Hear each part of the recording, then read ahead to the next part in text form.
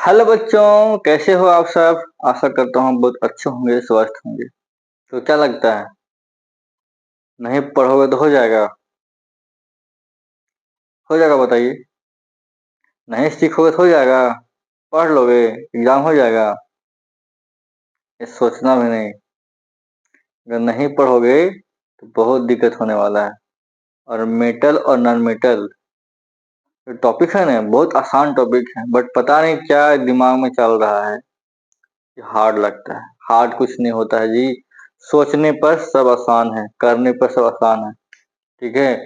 जिस प्रकार एक रस्सी पत्थर को चीर देता है, उसी रास्ते पर बार बार आता है, को चीर देता है। तो बार बार करने से क्या, क्यों नहीं हम एग्जाम दे सकते हैं? क्यों नहीं एग्जाम मेरा निकल सकता है? कोशिश होगा तब ना हो, ऐसा संभव है। तो आज इसी में हम समझेंगे मेटल और नॉन मेटल के बारे में। ये बहुत ही इम्पोर्टेंट टॉपिक के बारे में डिस्कस करेंगे और सीखने का प्रयास करेंगे कि क्या आप इसे कितना समझते हैं और नहीं समझते हैं, आप पर डिपेंड करता है। ठीक है। ठीक है, टॉपिक बहुत आसान है बट समझने का फिर। इसके पहले हमने एक वीडियो बनाया है, सब देख लीजिए। क्योंकि वहां हमने बहुत ही बताया, रिएक्शन बता दिए हैं, धातु धातु के बीच क्या क्या होता है, किस तरह क्रिया करता है। और आज उसके आगे हम डिस्कस करेंगे कि हमारा लेक्चर 2 होगा। ठीक है, इस टॉपिक का। ठीक है, जो बहुत आसान टॉपिक है। ठीक है, तो चलिए शुरू करते हैं और समझते हैं एक नए जोश जुनून के साथ, एक नए सिरे से। ठीक है, तो आइए और समझते हैं।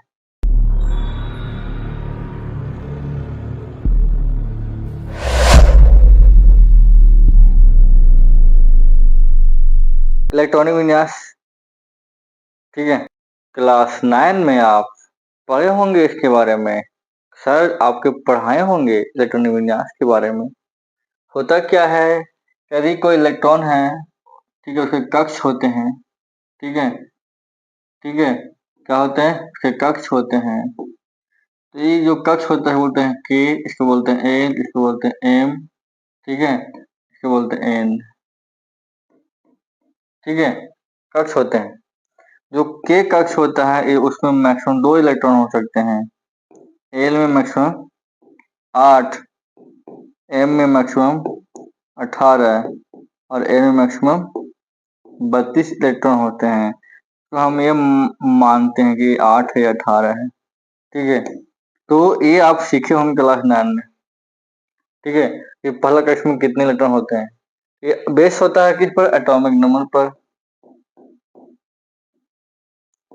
एटॉमिक नंबर पर बेस्ड होता है, जिसकी सहायता से हम निकाल सकते हैं वैलेंसी। वैलेंसी निकाल सकते हैं हम, और इलेक्ट्रॉनिक कॉन्फ़िगरेशन भी हम लिख सकते हैं। ठीक है, देखो हीलियम है ना, हीलियम। इसका परमाणु संख्या कितना होता है, 2। कितना होता है, 2। नियोन का होता है 10, इसका 18, इसका 11, इसका 12, इसका 13, 19, 20। ये आपको एटॉमिक नंबर पता होना चाहिए। ठीक है, एटॉमिक नंबर नहीं पता होगा, ठीक है, तो ये आप नहीं सीख पाओगे और ये भी नहीं लिख पाओगे। ठीक है, कैसे, देखो। जैसे कहने मतलब सोडियम ये है ना, इसका कितना होता है, इसका एटॉमिक नंबर कितना होता है, सोडियम का 11। तो हमें क्या सिखाया था पहला कक्ष में, जैसे यहाँ पे के है, तो पहला में 2 इलेक्ट्रॉन मैक्सिमम, फिर 8, फिर 18, फिर 32, 11 है। तो पहला में के में 2 जाएगा, फिर 8 जाएगा, 10 हो गया, लास्ट एक बच, ये जो बाहर वाला बचा। ठीक है, वैलेंसी किसको कहते हैं, वह मिनिमम इलेक्ट्रॉन जो किसी रासायनिक अभिक्रिया में भाग लेता है। वह कम से कम इलेक्ट्रॉन की संख्या जो किसी रासायनिक अभिक्रिया में भाग लेता है, उसको बोलते हैं वैलेंसी। तो ये कम से कम एक है इसके पास है और आपसे दान कर देगा। जैसे क्लोरीन है, इसका होता है 17, क्या होगा, 2, 8, 7, है कि नहीं। इस प्रकार से पोटेशियम है कि इसका होता है 19, 2, 8, 8,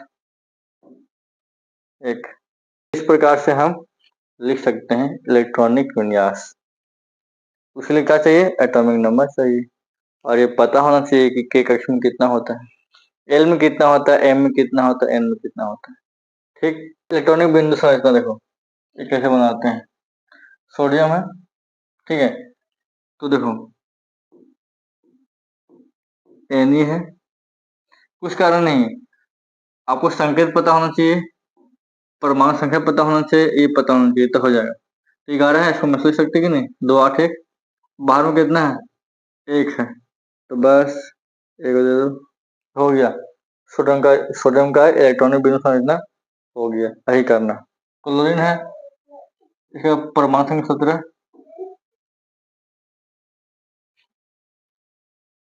और इसको देखो बाहर कितना है, 7 है, देखो 2 4 6 7, ये हो गया इलेक्ट्रॉन बिंदु संरचना।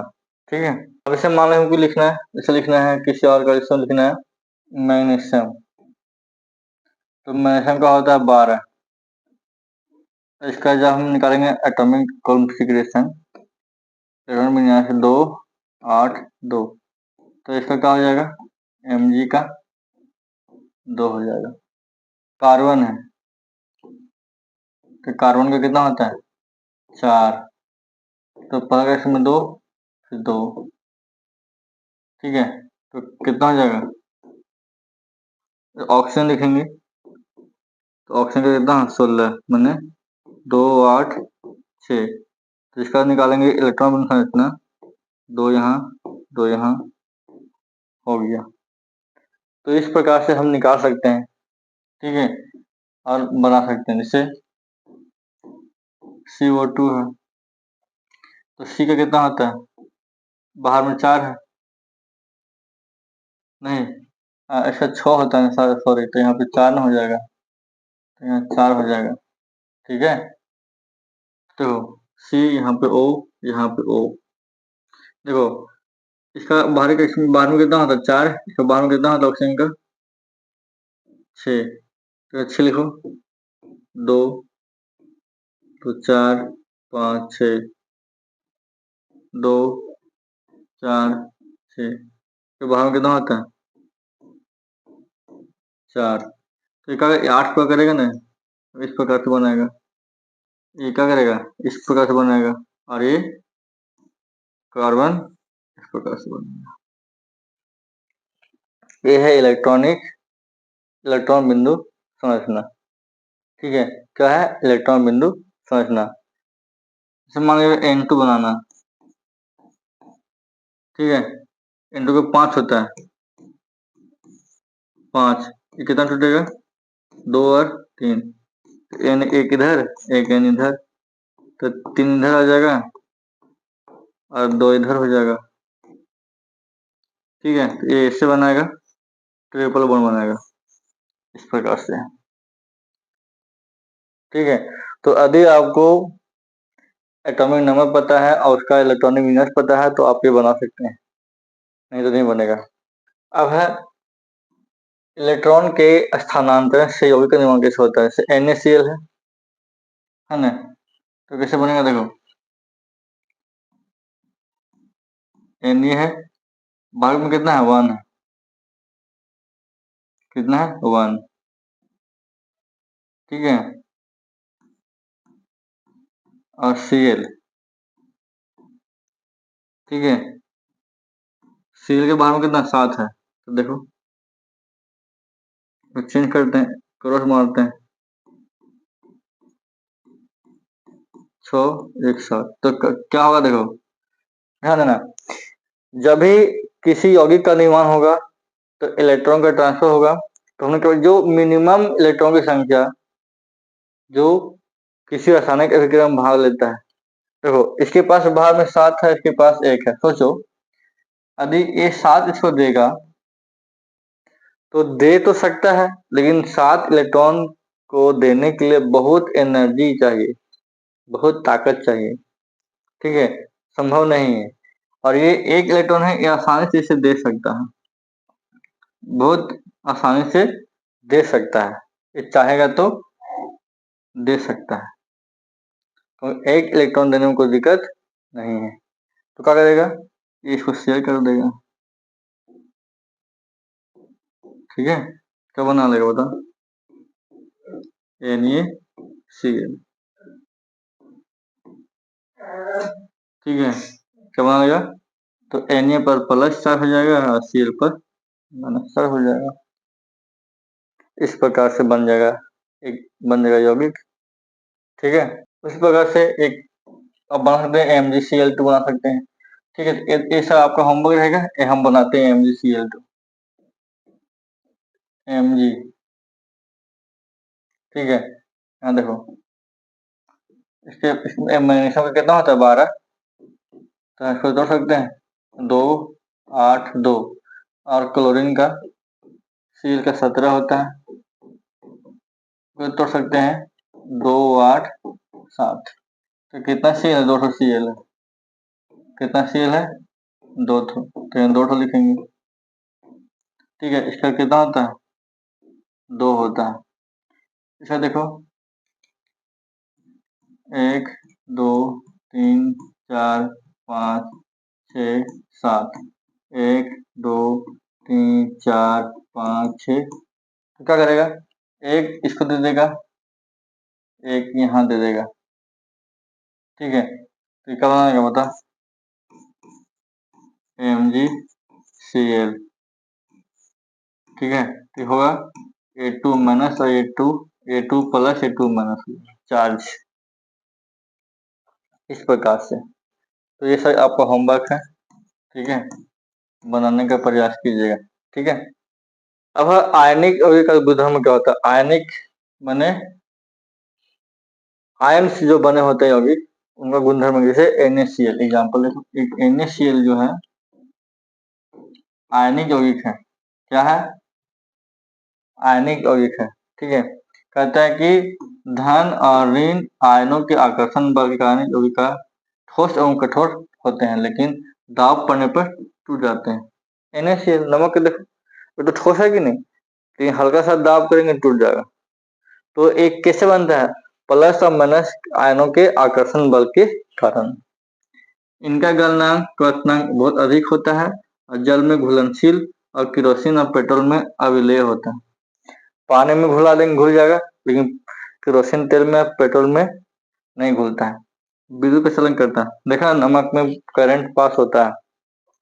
बचपन में ट्राई भी किए होंगे, बैटरी को जोड़ जोड़ के नमक डाल के पानी में तार वगैरह लगा के बल्ब जलाए होंगे। ठीक है, तो नमक में इलेक्ट्रॉन मतलब करंट पास होता है। ठीक है, तो आज के वीडियो में इतना है। ठीक है, कैसा लगा वीडियो, अच्छा लगा होगा तो लाइक शेयर सब्सक्राइब जरूर कीजिएगा। कमेंट बॉक्स में जरूर बताइएगा कि कैसा लगा। कमेंट करने से हमको भी एक हिम्मत मिलेगा कि हाँ लोग देख रहे हैं। ठीक है, तो आई होप समझ में आया होगा। तो फिर मिलेंगे एक नए वीडियो में, इसके लास्ट टॉपिक लेकर, एक लास्ट पार्ट लेकर, कि हम किसी धातु को प्राप्त कैसे कर सकते हैं, तो कहाँ से हम ले सकते हैं, कैसे उसको निष्कर्षण किया जाता है, और फिर संक्षारण और समझेंगे मिश्र धातु के बारे में। ठीक है, और समाप्त हो जाएगा हमारा चैप्टर नंबर 3। तो आई होप समझ में आएगा। फिर मिलते हैं नए वीडियो में, तब तक के लिए धन्यवाद।